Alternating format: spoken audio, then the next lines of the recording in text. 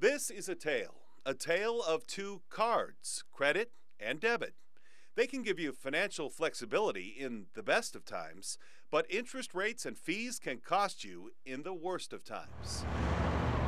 So something as simple as a trip to the bookstore requires some knowledge. We'll take some of the mystery out of it for you. Using a credit card is like wearing a good jacket.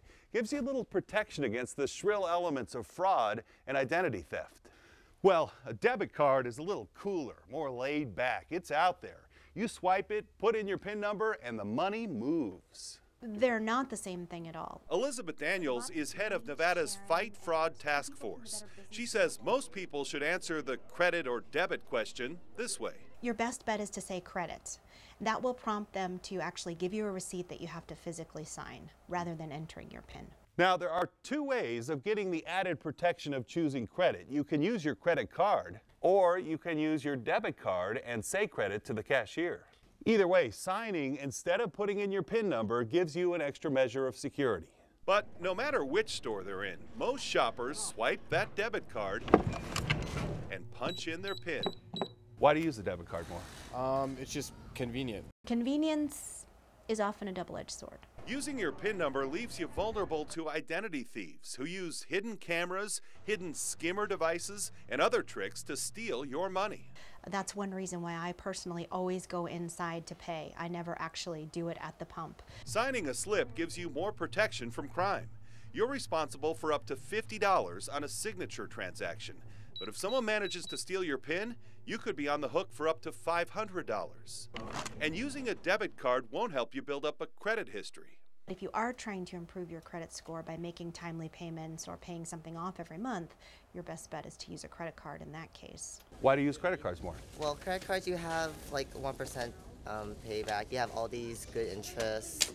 When opposed to debit cards, you don't really get that many good stuff back. Some banks are changing that by offering rewards for debit transactions too. Americans still charge more to credit cards, but we make smaller charges on debit cards more often.